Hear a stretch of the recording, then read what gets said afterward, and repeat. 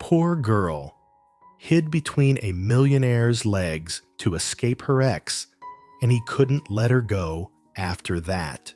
Before we begin, we'd love to know, what country are you watching from? Leave it in the comments, and at the end, don't forget to give this story a rating from 0 to 10. Enjoy the story. I hid between a stranger's legs and accidentally fell into his world. Lena didn't mean to run. She just wanted to deliver lunch, keep her head down, and disappear, like always. But the moment she stepped inside that towering glass building, he was there. Matteo, the ex, the one who never knew when to let go. Her chest tightened. No exit, no time. She turned and ran, blindly down the hallway, past the conference room, until she saw him, a man in a suit, reading something on a tablet, calm, still, unreachable, and without thinking, without asking, she dropped to the floor and hid between his legs. "Please," she whispered, "just 30 seconds. He's following me." And the man, he looked down at the strange woman curled beneath him and didn't move, didn't question, didn't flinch.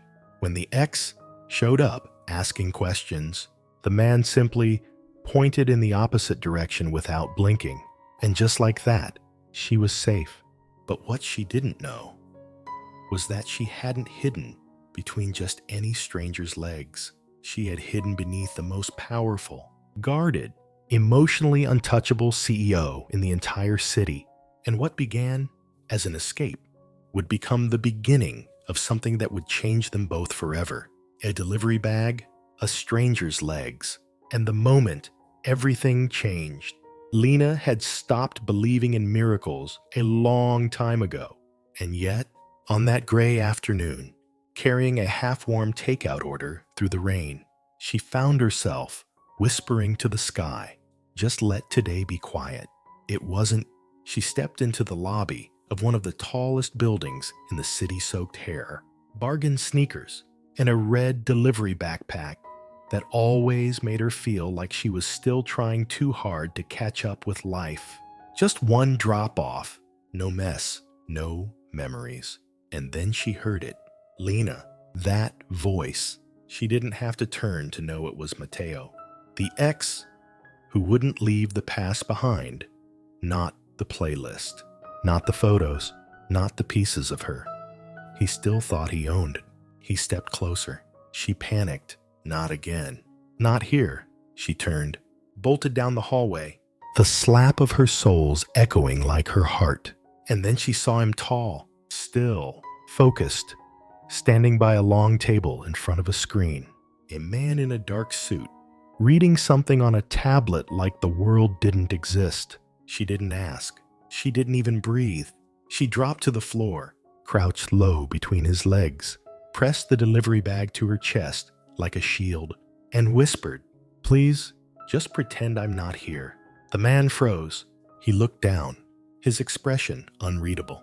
But he didn't move, not when Matteo walked in, not when the questions came, not when Lena held her breath so tightly, her vision blurred. "She ran that way," he said calmly, pointing down the opposite corridor. And just like that, the storm passed. Lena slowly exhaled, pulling back from the space between his knees. It was awkward. It was humiliating. It was the most human moment she'd had in months. "I swear I'm not crazy," she mumbled, brushing her hair back and trying to sound normal. It was a survival move, like in one of those weird indie movies. He raised an eyebrow, lips barely twitching into something that might have been a smile. And then he said it, "Evan Carter." Her heart dropped. She knew that name. The man she had just used as a human hiding spot was Evan Carter, the notoriously private, press-avoiding, logic-first tech CEO, the man whose name was all over the business news, the kind of man who wore silence like a second skin. And she had just crouched beneath him like a panicked lunatic. "Of course," she whispered, "because humiliation loves company, and you're apparently the entire company." But instead of brushing her off or calling security, He tilted his head, studied her, and handed her a lifeline. I need a temporary assistant, someone who thinks fast and doesn't faint under tables. Lena blinked. Was he serious? She was still catching her breath, still halfway between survival and collapse, when she realized he wasn't joking. A job offer, a chance, a door she never expected to open. Not here, not like this. She said yes, not because she was ready, but because, in that one ridiculous moment, someone looked at her chaos and saw possibility. If I run into another ex, she asked, will you still hire me? I'll give you a badge and access to the break room. And just like that, she smiled for real. Because maybe, just maybe, the worst day of her life had handed her the first step towards something that didn't feel like running, something that felt like a beginning. She didn't know his world, but she was about to turn it upside down. One accident at a time. Chapter 1. The Experiment. Lena sat in the chair across from him, her fingers folded tightly in her lap, trying not to fidget. The leather creaked when she shifted, but Evan Carter didn't seem to notice. Or maybe he did and simply didn't care. He was reading something on his tablet, eyes scanning the screen with that same calm detachment he had when she first met him, when she'd hidden beneath his legs like a lunatic. Now she was here, sitting in his office, as if this were a normal Monday, as if she hadn't made the world's worst first impression. You said you're looking for work, he said, eyes still on the screen. Always, she replied, but no one hires me. I'm either overqualified for entry level or underqualified for everything else. A rare talent. He glanced up, or untapped potential. She blinked. That wasn't pity in his voice. It wasn't flattery either. It was observation, like he was cataloging her. You handled yourself well yesterday, he said. Under pressure, I hid under a table. And you didn't pass out. That's more than I can say for most interns. She wasn't sure if he was joking. Still, something about his dry tone made her smile. I need a temporary assistant. He continued. 3 months, no long-term promises. You'll be supporting a new creative unit, small team, tight deadlines, too much caffeine, and you think I'm qualified because I'm fast on the floor and skilled at disappearing. He paused, then finally looked at her. Really looked. I think you might surprise me. That silence after his words felt like a challenge. A quiet dare. He slid a folder across the desk. She opened it with slightly trembling hands. A real contract. Paper? Not just pixels. Her name already typed in. This is serious, she murmured. I don't joke about hiring people who hide under my desk. She looked up at him. He was unreadable, not cold. Exactly. More like someone who'd learned to speak carefully to avoid saying too much. All right, she whispered. I'm in. An hour later, she stood behind him in an open workspace, filled with glass walls and soft digital glows. He pointed out the team, 4 people who looked like they'd stepped out of a tech documentary. That's Sophia, planning lead, speaks 3 languages, hates small talk. Lena nodded. So, no knock-knock jokes. And that's Javier. Evan tilted his head toward a guy in a hoodie who offered her a silent wave, then handed her a strawberry candy without a word. He gives out candy instead of greetings. Evan whispered, honestly, I respect that. You'll work here, he said, pointing to a sleek workstation that looked like the cockpit of a spaceship. Don't touch the holographic table until someone explains it, or until you've signed a waiver. She laughed, a little too loud. Sophia looked over. Sorry, Lena muttered. I'm already making enemies. Evan leaned closer, voice low. She's not your enemy. She just appreciates silence more than chaos. Then she's going to hate me. He didn't respond, but she swore his mouth twitched. By mid-morning, she'd already input the wrong password 3 times, spilled coffee near the printer, and responded to a page with, just a sec, when she absolutely did not know what she was doing. But Evan didn't scold. He passed by twice, offered no critique, only a glance. She noticed he moved through the office like a current quiet, strong, inevitable. No wasted movements, no raised voice. But everyone around him responded instantly. He was order, she was improvisation, which made no sense at all, except it kind of did. Around noon, he appeared at her desk with a bottle of juice in hand. Lunch, he asked, like it was the most obvious thing. I didn't realize CEOs invited their new assistants to lunch. They don't, but I'm hungry. And you look like you might eat a USB drive. She stood. That accurate. Huh. Incredibly. In the executive kitchen, surrounded by silent marble and spotless counters. He leaned against the counter while she sipped juice and tried not to say anything ridiculous. I didn't think I'd be here today, she admitted. Neither did I. She glanced up. Do you always offer jobs to women who crash into your life? He looked thoughtful. Only once. Lucky me. Another pause. You're unpredictable, he said. Messy, she corrected. No, he said softly. You move fast. Think fast. It's unusual. She didn't know what to say to that. So she just stared at her juice bottle like it held answers. I don't usually belong in places like this, she finally said. Maybe that's why you should be here. That landed differently. Back at her station, she saw the thin contract poking out from her tote bag, her signature on the last page. She had a desk, a badge, a job, and a boss who saw something in her that wasn't just survival. She'd walked in expecting rejection. Instead, she found something else entirely. A chance, maybe not forever, but 3 months. 3 months was a beginning. And Evan Carter, he returned to his office without another word.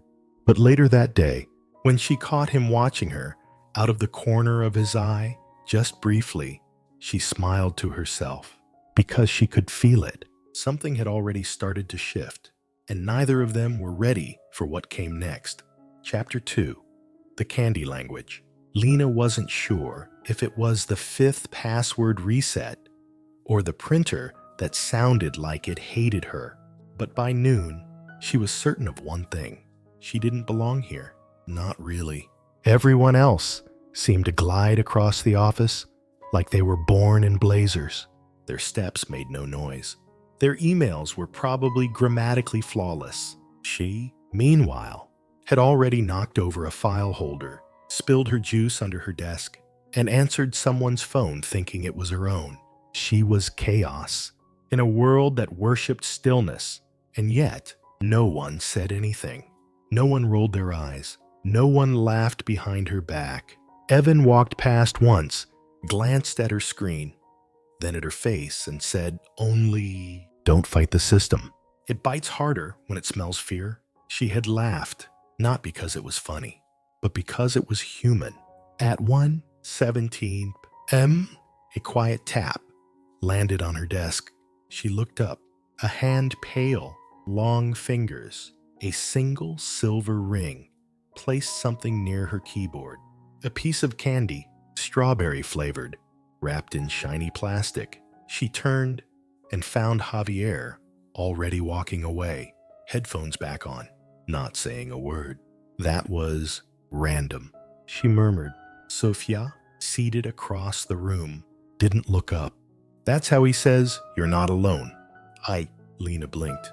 With candy. Sophia typed something. He's been here longer than all of us. Doesn't talk much, but he sees things. She unwrapped the candy slowly and popped it in her mouth. It was sweet, unexpectedly comforting, like a message in sugar. Throughout the day, she learned more than she expected about the team, the projects, the rhythm of a place that operated like a well-oiled spaceship. There were meetings she didn't understand, terms she couldn't pronounce, a whiteboard filled with flowcharts that looked like alien code. But she wrote everything down anyway, and when someone muttered, "We need to sync the adaptive flow logic," she nodded, like she absolutely understood what that meant. Spoiler, she didn't. By mid-afternoon, Evan stopped by her desk. No clipboard, no comments, just presence. She looked up, startled. He handed her a folder. Prototype logistics. He said. She took it. And that is a list of things we're probably behind on. Ah, she smiled. So, this is the chaos checklist. He paused. You're adjusting faster than I thought. That's because I've been preparing my whole life to fake professionalism. He almost smiled. Almost. Then he looked at the strawberry wrapper on her desk. Javier. She nodded. Apparently, it's his love language. It's also how he votes. Strawberries are in charge now. Evan didn't reply, but she saw the faintest twitch in the corner of his mouth. His smile that never quite formed, but lived somewhere behind his eyes. He walked away, and for a second, Lena just stared at the space where he'd been. He wasn't what she expected. He was colder, quieter, sharper, but every once in a while, she saw it a flicker like a light behind frosted glass. That evening, as most of the floor emptied out and screens went dark, Lena stayed behind. She was still trying to organize a presentation folder Evan had asked for, but the slides kept shifting, and the formatting was chaos. She sighed, rubbed her temples. Then a message appeared on her screen. From Evan Carter. Subject: printer trouble. She stared. How did he? Another message popped up. You've been trying to print the same page for 10 minutes. The office keeps logs. Lena laughed out loud. Reply: do the logs also report emotional meltdowns? 3 dots. He was typing. Only the printers. At exactly 6:42 p.m. As she prepared to leave, she found another piece of candy on her desk. Same kind, same quiet message, and beneath it, a small, yellow sticky note. 2 words. Day 1. No signature, but she didn't need one. She hadn't done everything right. She didn't understand most of the tech, but someone saw her, and for now, that was enough. Chapter 3. Elevator stuck. Secrets revealed. The hallway smelled faintly of lemon cleaner and ambition. Lena clutched her notebook against her chest as she hurried to keep up with Evan's long strides. He didn't walk like most people. He moved like a decision steady, quiet, unstoppable. We need to deliver the cross-metrics draft to finance, he said, not breaking pace. I still don't know what a cross-metrics report is, she muttered under her breath. He didn't turn, but she swore she saw the corner of his mouth twitch. They reached the elevator. Evan pressed the button. Silence stretched between them. The kind that wasn't exactly uncomfortable, but wasn't relaxed either. It was like sitting in a room with a thunderstorm that hadn't started yet. The doors opened. They stepped inside. Glass walls, polished chrome, a full view of the city below.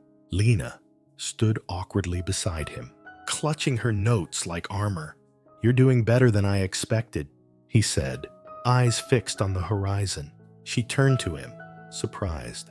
Was that a compliment or a warning? Both. She laughed softly. Then I'll take it as progress. The elevator hummed as it began to rise. Floor 19, floor 20, floor. A jolt. The lights flickered. Then everything stopped. The hum disappeared. So did the motion. Lena blinked. Was that normal? Evan pulled his phone out of his pocket, checked the screen, then calmly pressed the emergency button. Nothing. No buzz. No voice. No response. Looks like we've got a system outage, he said. Lena turned in a slow circle, staring at the transparent walls and the skyline beyond. We're stuck. Seems like it, she exhaled, shoulders stiffening. Okay, no big deal.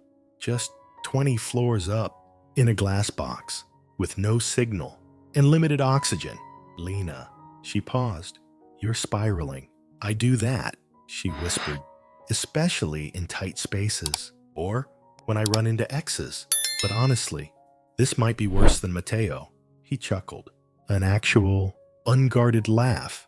You're comparing me to your emotionally manipulative ex. I'm comparing the situation, she replied, pacing a little. You're slightly less terrifying, but only slightly.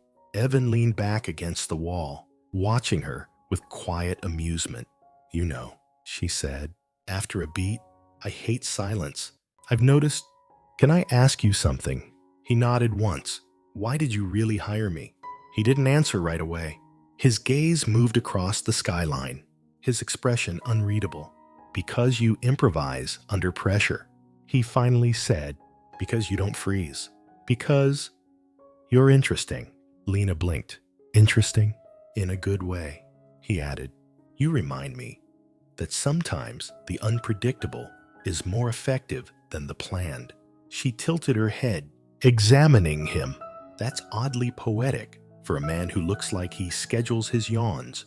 He raised an eyebrow. Do I? You give off organized coffee drawer energy. Is that bad? No, it's just... She hesitated, voice softening. You seem like someone who doesn't let people in. Silence. He looked at her, really looked. And you? He asked. I came in through the window. That pulled another smile from him. Brief, but real. I think you did, he said. They stood there for another long moment. The city stretched out around them. The stillness, almost sacred. You don't act like a CEO, she whispered. And how should a CEO act? Detached, cold, bulletproof? I'm not any of those things. I know, she said. That's why I asked. His gaze softened. And you pretend to be light, but you carry a lot. She nodded slowly. People only notice me when I fall, but never when I'm trying not to. That sentence sat between them like something fragile and true. A soft beat broke the silence. The panel lit up again. The elevator shuddered gently and began to move. They both exhaled at the same time. Lena pressed her palm over her chest. Well, that was deeply vulnerable and mildly traumatizing. You handled it better than most. Still panicked a little. He glanced at her, then said, without smiling, I liked it.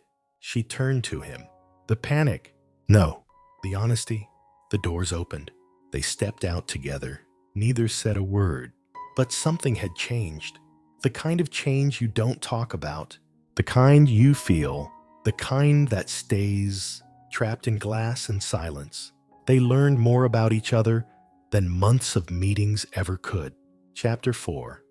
Dinner with his family. Friday came too fast, and Lena still couldn't figure out if she was walking into a trap, a joke, or something dangerously close to personal. She stared at her reflection in the mirror. Navy blue dress, hair pulled back in a low bun, lips too red, too unsure. Her coat was borrowed from a friend of a friend, the kind that still smelled like someone else's perfume. It's not a date. She whispered to herself, it's a dinner, a formal, awkward, corporate dinner with a side of trauma. When Evan pulled up in front of her building, she hesitated before getting in. You're nervous, she said, as he adjusted his blazer collar for the third time. He didn't deny it. It's the car heater, he mumbled. Eyes on the road. Lena smirked, so the CEO did sweat. The house was beautiful in the way expensive things always are controlled, cold at the edges, but softened by warm lighting and a trail of piano music drifting from the inside. Evan's mother opened the door, tall, elegant, eyes that could calculate someone's worth before the handshake was complete. And this is Lena, Evan said. His mother took her in, hair to heels. She didn't smile. Not really. Come in, dear. Inside was a quiet hurricane of family dynamics. A cousin who played violin, an aunt obsessed with cryptocurrency, a father who immediately offered red wine and asked about her favorite frosting, and a sister who wore a tired smile like a badge. Lena sat between Evan and the aunt. The violin cousin to her left. Silence bloomed between awkward questions. So, Lena, the aunt chirped, you work in tech. Lena smiled politely. I fake confidence in tech, and occasionally Press buttons until things work. No one laughed. She tried again. I actually crashed the system once, but saved a meeting in the process. Still nothing. She took a sip of water to buy time. I also sang happy birthday so off-key once. My singing teacher told me to switch to whistling. The cousin snorted. The sister cracked a grin. Even the father chuckled. Evan didn't say anything, but Lena saw the corner of his mouth twitch. The aunt, unimpressed, changed the subject to NFTs. Halfway through the meal, Lena noticed something strange. Evan wasn't acting. He wasn't the smooth, composed version of himself that ran a multi-billion-dollar company. He was quiet, cautious, like someone walking across old glass. His mother asked about the board's reaction to a recent product launch. He answered in short, formal phrases. His father tried to ask about personal time. Evan deflected, but every now and then, when Lena said something, he looked at her with a softness she hadn't seen before, like he was glad she was there, like she was helping him breathe. After dinner, in the car, Evan loosened his tie and stared out the window. She called me peculiar, Lena muttered, buckling her seatbelt. That's not bad, right? For my mother, he said. It's practically an embrace. Lena laughed. I thought she might ask me to sing. Then I would have been escorted out. He smiled, a real one, soft and amused. Thanks for coming. She looked at him for a moment. He was different here, more human, more hesitant. Why did you really bring me? She asked. He didn't answer right away. You were the only one who made me laugh this week. Just like that, her heart skipped. No flair, no drama, just the truth, quiet and unguarded. When they pulled up to her building, she paused with her hand on the door. Good night, Evan. He nodded. Good night, Lena. She stepped out, took a few steps. Then he rolled down the window and called softly. Lena. She turned.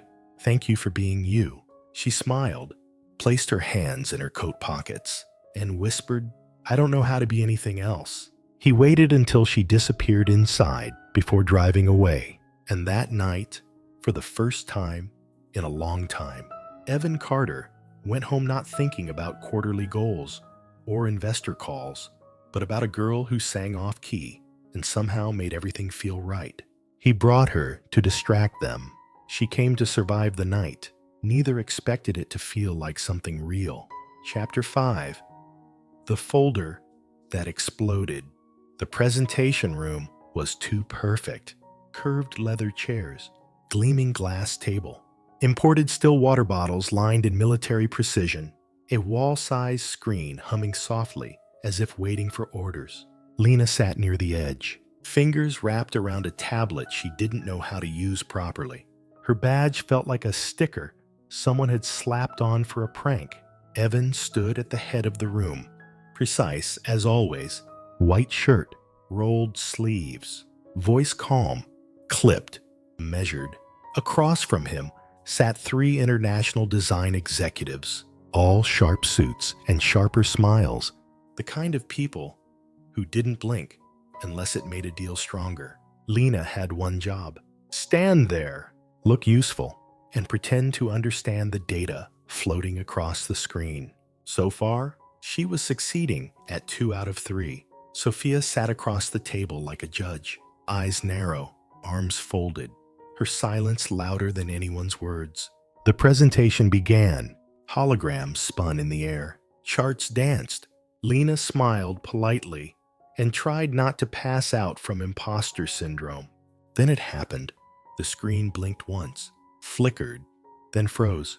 A glowing blue error bar replaced Evan's carefully crafted slides. Lena looked up. Evan pressed the remote again. Nothing. Sophia's jaw tensed. The executives started whispering. Evan tried the control panel, fingers steady, but his jaw clenched just slightly enough for Lena to feel the tension rise like a tide. She leaned toward him and whispered, "Want me to try?" "It's frozen." He said, "Don't touch anything." She touched it anyway, because she didn't know better, and because silence makes her reckless. She tapped the side panel. Fingers flying. The screen rebooted. The blue faded. Success. Except, instead of the official presentation, a different folder opened, one labeled Prototyping V1 Do Not Show. Oh no, Lena's fingers slipped. A file launched, suddenly, on full display. Hovering over the sleek boardroom table was a confidential 3D prototype, an unfinished, unapproved concept. Something visual, futuristic, clearly important. For 2 full seconds, no one breathed. This wasn't meant to be shown, Evan said, stepping forward to shut it down.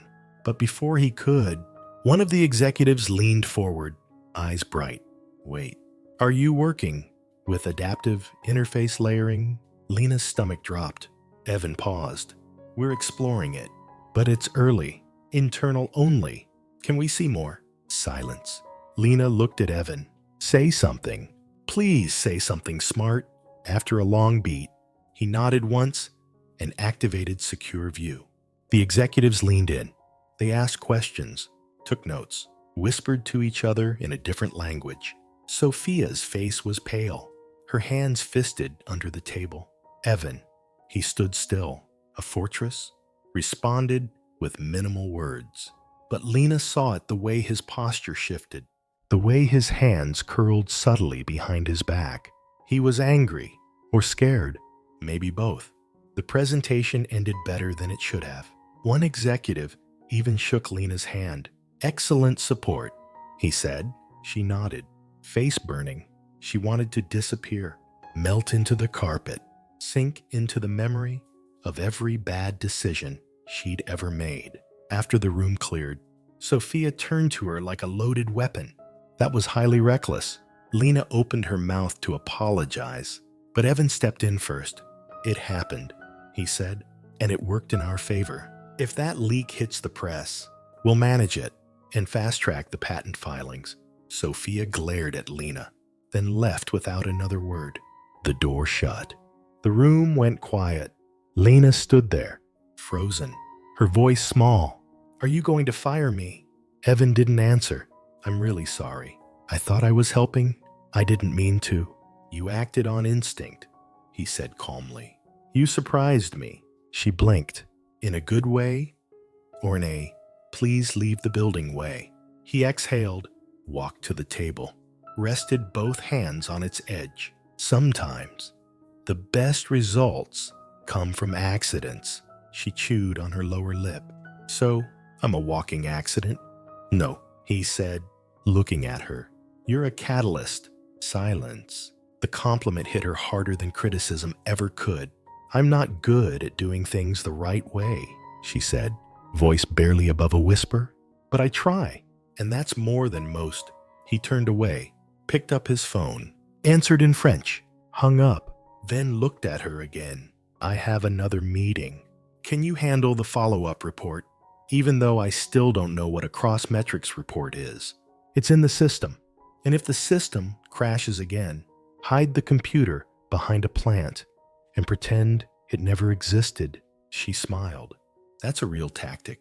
I know, he said. That's why you're here. Later that afternoon, Javier slid a new candy across her desk. Strawberry today, he said. Heard you caused international drama. Nice work. Lena laughed, still red in the face. Not my best moment. Or maybe your most important. She looked down at the candy. The truth was, she didn't know. But something had shifted. Not just in the room, but in the way Evan looked at her. And for the first time, she wondered if this wasn't just a temporary job, but the beginning of something far bigger than either of them expected. She opened the wrong folder and somehow unlocked the right future. Chapter 6. The Day. Jealousy wore a name. It started with 2 coffees and a croissant. Lena had picked them up from the corner cafe before work. One black with no sugar, one medium roast with oat milk, and a pastry she told herself she bought for him, but secretly hoped he'd share. The tray in her hands felt like a peace offering, or maybe more. She was still thinking about the dinner, about Evan's words in the car, about how he looked at her when no one else was watching. She was smiling to herself when the elevator doors opened, and then she saw him, Matteo, standing in the lobby like he belonged there, laughing, charming the receptionist with the same smile he used to offer her right before a lie. Her chest tightened. No, not here. She tried to walk past him, eyes on the elevator, hands steady on the tray. But of course, he saw her. Lena. She didn't stop. Lena. Wait, come on. I just want to talk. Her grip on the cups tightened. I'm working. Yeah. I noticed. Look at you. Fancy badge. Expensive building. New attitude, he said with a smirk. Impressive. And interesting. She turned slowly. What do you want?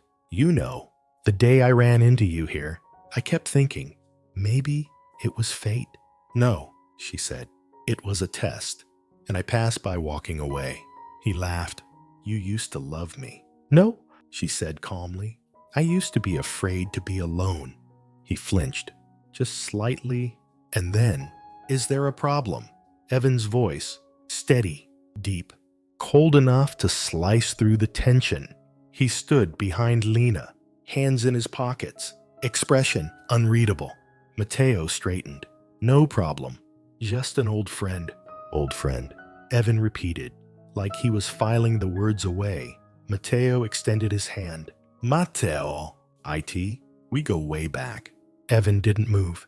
Something in the air shifted. Some things, he said finally, belong in the past. Lena stood a little taller. Matteo, sensing the shift, muttered a goodbye and disappeared down the hallway. She turned to Evan, cheeks flushed, tray still in hand. I was going to bring you this. Before the parade of fragile egos showed up, he took a cup. Thank you. Sorry about that scene. No need. But out of curiosity, what did he mean by important connections? She rolled her eyes. He was trying to get a rise out of me. Matteo's favorite game. Twist the facts, stir the pot, walk away smirking. Evan sipped his coffee. You talk like someone used to being underestimated. I am. He looked at her then. Really looked. Why? She hesitated. Because I was never the obvious choice. Not in school. Not in work. Not even in love. I'm the backup plan. The person you notice after everything else breaks. A pause. I saw you before the trip, he said softly. She looked up. And what did you think? That you were unpredictable. She laughed quietly. And now I'm sure of it. The day passed, but the moment lingered. At lunch, Javier leaned across the table and whispered, word on the floor? Is there was a standoff this morning. Lena sighed. This building here's too much. Matteo. Huh? Like a virus that won't uninstall. And Evan, calm, cold, classic Carter. Javier nodded slowly. Was he more serious than usual? A little. Javier raised an eyebrow. Jealous? No way. Evan doesn't do jealous. You don't see it, Javier said. Because you're in it. But from the outside, it's loud. Lena frowned. He doesn't even have a temperature for emotions. Javier smiled. That's the thing. When cold people fall in love, they explode. 2 days later, she was at a cafe finishing a late client call when she heard a voice. May I? Evan. He sat across from her like it was normal. Like CEOs casually dropped into coffee shops on Tuesdays. You leave the building, occasionally, to find decent coffee and avoid meetings that could have been emails. She grinned. Smart. They sat in silence for a few minutes, the noise of the world bubbling around them. Then he said, Matteo isn't important, she interrupted. He's part of who I was, not who I am. Evan nodded slowly. I meant what I said, he continued. I saw you before the stumble. Then why wait? He looked at her. Because I don't trust easily. And because I didn't expect you. She leaned in, voice low. And what do you see now? He didn't blink. You change rooms when you walk in. You don't even know it. But everything shifts around you. You make chaos. Makes sense. She blinked. You don't flirt like a normal person. Is that what I'm doing? I don't know, she said. But whatever it is, it's working. That night, her phone buzzed. A message from Mateo. You've changed. You're more confident. Is that because of him? She deleted it. Another message came in. This one from Evan. Forget what holds you back. You were born to go beyond. Her reply was simple. With you around, I think I can. She was no one's backup plan anymore. And someone was finally watching her first. Chapter 7. Breakdown behind a locked door. The office had a strange kind of energy that day. Not loud, not chaotic, but off, the kind of off that makes you glance up without knowing why. The kind of quiet that hums beneath fluorescent lights. Evan hadn't shown up for the morning meeting. No email, no message. Sophia led in his place with her usual clipped tone. No explanation, just a tightened jaw and even sharper silence. Lena tried to focus. She rearranged documents, answered emails, smiled at Javier when he handed her a mint with a shrug that said, I don't know what's going on either. By noon, the tension had folded itself into her shoulders. Something wasn't right. And at 3:12 p.m., Javier appeared beside her desk. His expression was uneasy. Have you seen him? She shook her head. Not since yesterday. Security said he came in around 7, but no one's seen him leave or move. She frowned.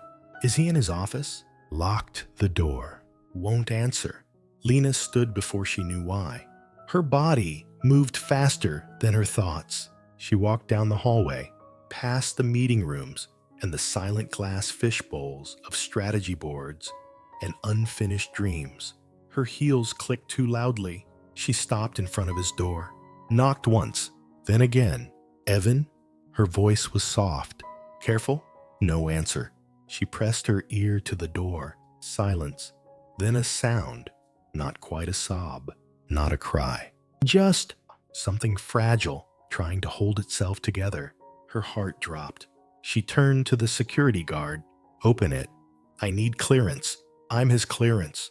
The door clicked open, and time slowed. The lights were off, the windows covered. The room smelled like cologne, paper, and something colder. The kind of cold that doesn't come from air conditioning. Evan sat on the floor, back against the wall, elbows on his knees. His tie was on the floor, his shirt untucked. A tablet lay beside him, still lit. He looked up, eyes red, but dry. There were no tears, just exhaustion, the kind that seeps through bone. Give me a minute, he whispered. Lena didn't hesitate. She knelt beside him, knees against the hardwood, coat falling open. What happened? He didn't answer right away. She waited. And then, my dad, he said quietly. Heart attack, mild, but still, she nodded. Is he okay? In the hospital, stable. Then why are you here? Because I didn't know what else to do. His voice cracked, just slightly. I spent my whole life trying to control things. Predict? Protect. I built systems to prevent chaos. He looked at her. But you can't system your way out of grief. No, she whispered. You can't. He leaned his head back against the wall. My father was the one who taught me not to cry, not to break. He used to say, the world doesn't forgive weakness. Lena sat beside him, cross-legged, quiet. I believed him, Evan said. I still do. Sometimes. She didn't touch him, just stayed. Sometimes. Silence is louder than comfort. I'm not good at this, he admitted. Not with emotions, not with being seen like this. You're human, she said. I'm a CEO.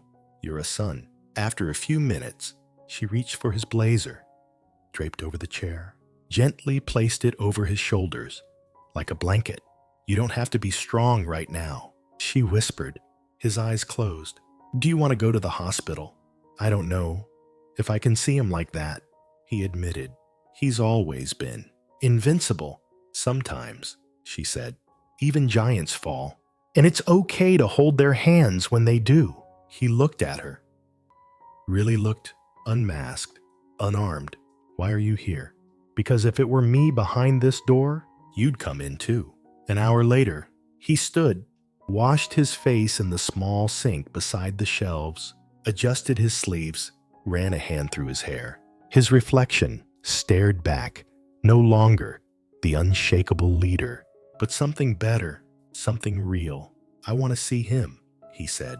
Even if he tells me to go home, I'll take you. You don't have to. I want to. The hospital was quiet, bright, in the artificial way places of healing often are. Evan's father sat up in a chair beside the bed, pale, alert, smirking like nothing had changed. You took your time, he said. I came, Evan replied, taking a seat. And you brought company. Lena, Evan said, my assistant. His father's eyes twinkled.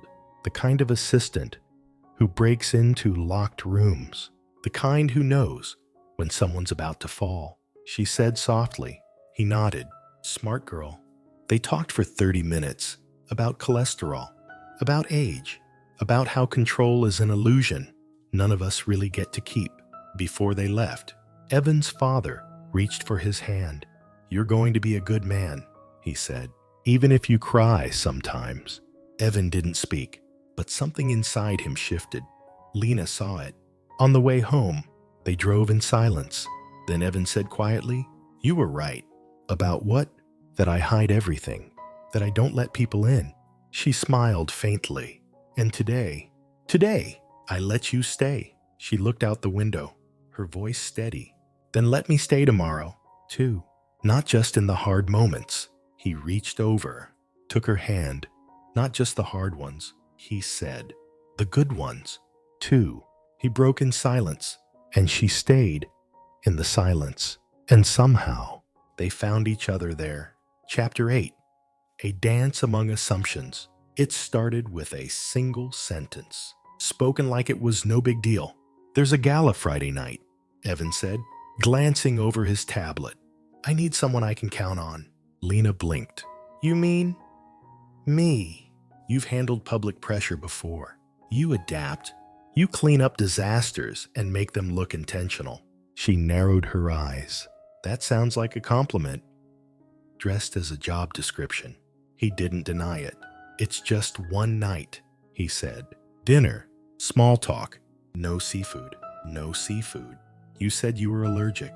I remember. She tilted her head. You remember things. Evan didn't answer, which, in his language, meant yes. Friday arrived like a dare.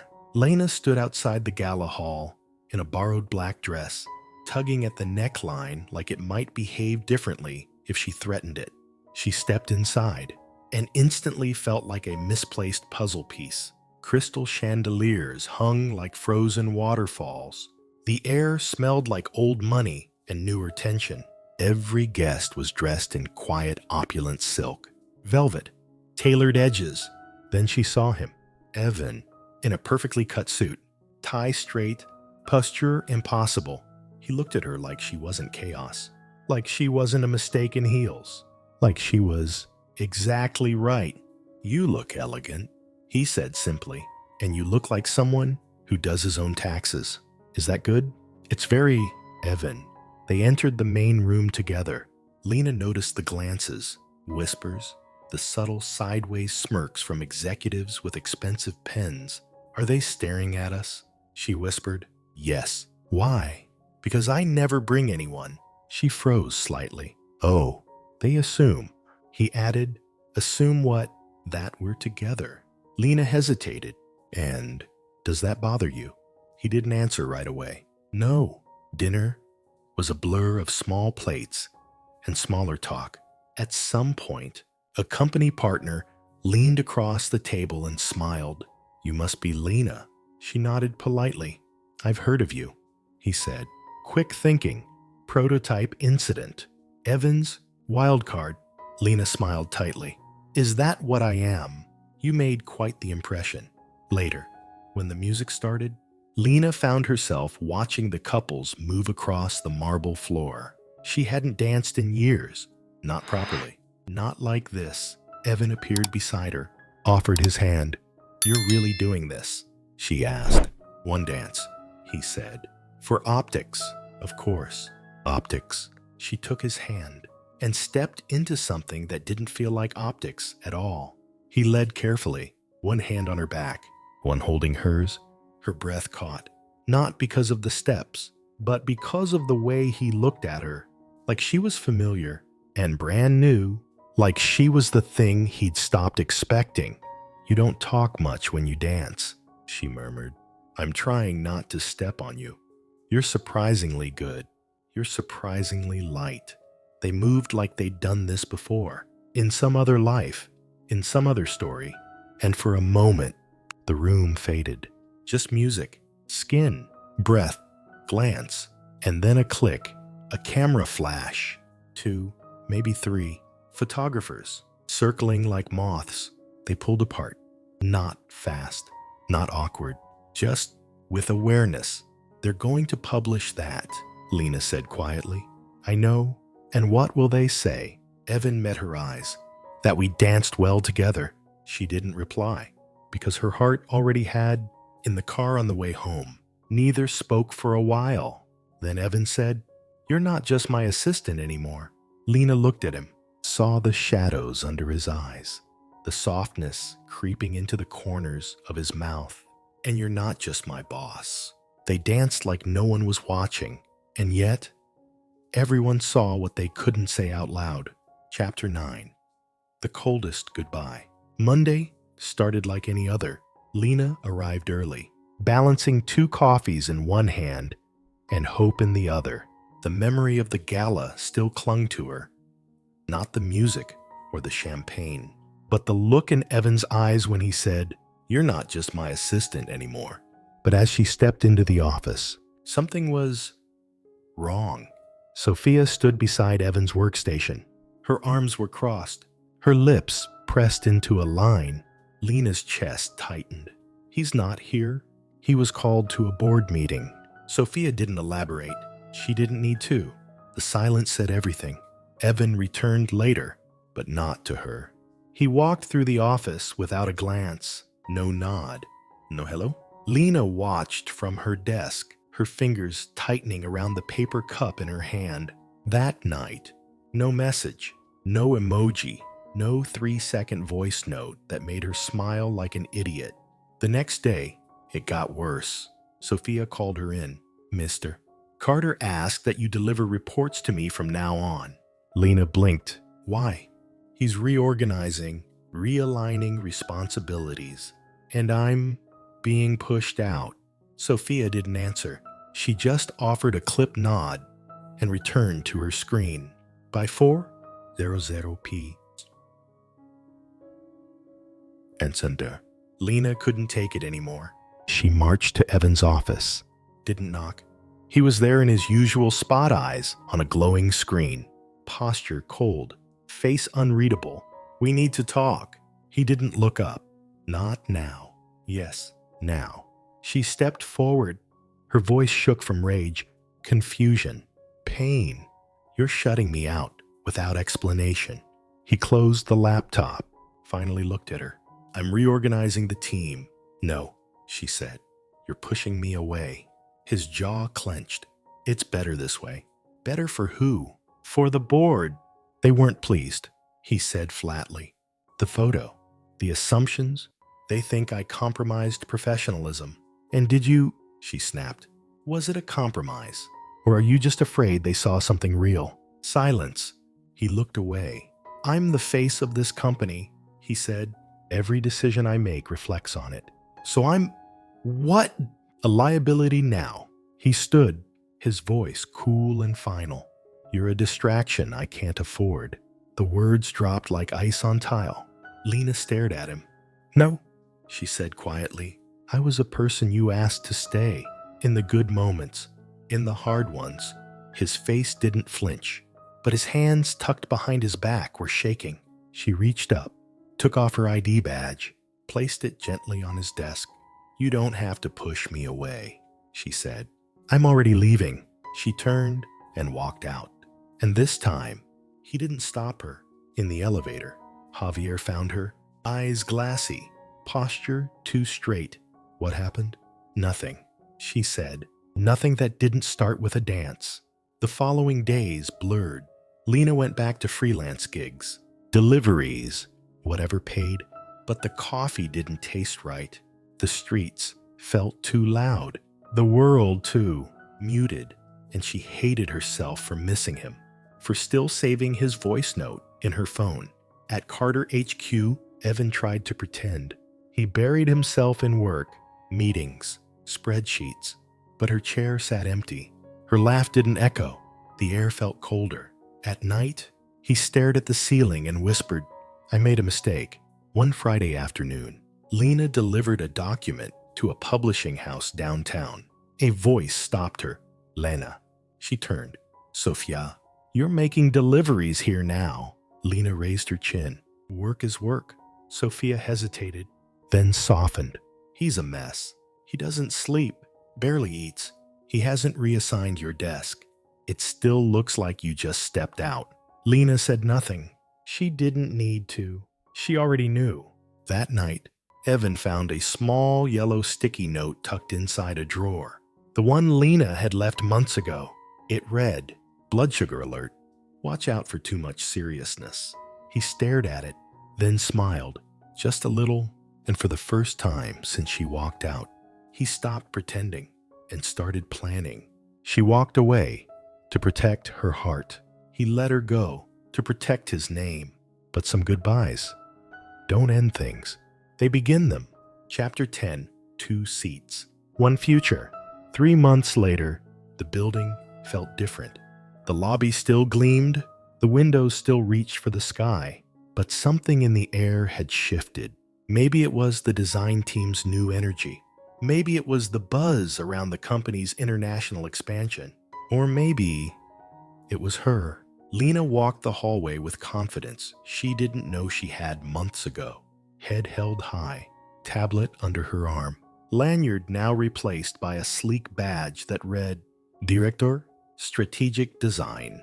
No one questioned it anymore. She belonged. She had earned every inch of this floor.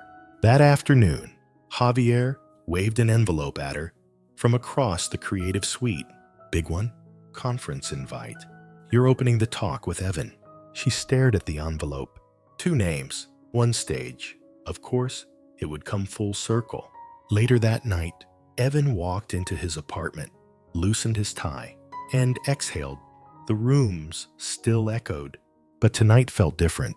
He turned on the lights in the kitchen, played the playlist she once made, the one titled, "Pretending I Know What I'm Doing." He cooked, badly, but with intention. And then he heard her key. "I got that chocolate you pretend not to like," Lena called out, dropping her bag on the counter. "You bribe me so easily. I study your weak spots," he said. "It's my superpower." She paused when she saw the table set. "What's this?" "Dinner." "You cooked?" Using YouTube and stubbornness, Lena smiled and kicked off her shoes. No hidden cameras, no announcements. "No," he said, voice steady. "Just a question." He stepped to the side table, pulled out a small box. Her heart froze. "Relax," he chuckled. "Not a ring. Not yet." He opened the lid. Inside, 2 plane tickets and a handwritten card. "Paris International Design Conference. 2 seats, 1 future. Will you share not just the stage, but life with me?" She laughed softly. "Only if you promise to never say functional companion again." "I promise. And never push me away out of fear. Never again."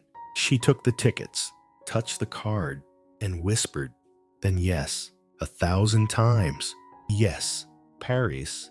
The auditorium pulsed with camera clicks and murmurs in a dozen languages. Lena adjusted the mic on her suit. Evan stood beside her, reviewing the slides. The stage manager gave them the nod. "You ready?" he asked. She looked at him. He didn't wear the mask anymore. He wore softness like armor, wore truth like pride. "Always," she said. They walked out hand in hand. Applause. That night, they wandered beneath the lights of the Eiffel Tower. A violinist played nearby. Evan stopped suddenly. "I have one more question," he said. Lena turned. He pulled a second box from his coat. This time, a ring, silver, simple, steady, like him. He dropped to one knee. Here, in the middle of the story that started as a disaster and somehow became poetry, Lena Martinez. "Will you be my wife?" She laughed through tears. "That's so cheesy." He smiled. "I've changed." "Good," she whispered. "Because so have I." And she said yes, not just to him, but to everything. 5 months later, the wedding was on a quiet beach. Wind light, sky painted in cotton candy dusk. Javier officiated. Sophia brought yellow post-its for decoration. Evan's father cried behind his sunglasses. His mother smiled like she'd known all along. Lena walked barefoot down the aisle. Her dress flowed like sea foam. Evan waited at the altar, tie-less, beaming. They didn't promise perfection. They promised presence, realness, each other. She hid beneath a stranger once. He let her in once. And together, they learned that love isn't loud, it's steady and earned. And finally, forever, sometimes, the biggest love stories don't begin with fireworks. They begin with fear, with hiding, with a borrowed coat, and 2 cups of coffee. Lena didn't mean to fall into his world. She was just trying to survive hers. And Evan, he didn't know how to love anyone outside the lines until she blurred them. She didn't come into his life with strategy or silence. She came crashing through it, tripping over wires, pressing wrong buttons, hiding under conference tables, and still, somehow, waking him up. And he let her in, slowly, reluctantly, but fully. Because love doesn't always arrive beautifully. Sometimes, it looks like a broken folder on a giant screen. Sometimes it sounds like a nervous laugh in an elevator. Sometimes it feels like someone who sees your cracks and chooses you anyway. They didn't fall in love instantly. They built it with quiet mornings, with second chances, with conversations that started in sarcasm and ended in vulnerability. And in the end, they didn't just choose each other. They chose a different version of themselves, the better one, the braver one, the one that says, "I'll stay, even when it's hard, even when it's messy, especially then." So, if this story made you feel something, maybe a little less alone, a little more hopeful, you're not alone. We all want to be seen, to be chosen not because we're perfect, but because we're real. Because someone finally said, "You're not a backup plan. You're the beginning of mine." If this story moved you, the next one goes even deeper. See you there. We'd love to hear from you. What did this story make you feel? Drop your thoughts in the comments and rate it between 0 and 10. Subscribe and turn on the bell so you're always updated. More inspiring stories are waiting. Click here to watch them.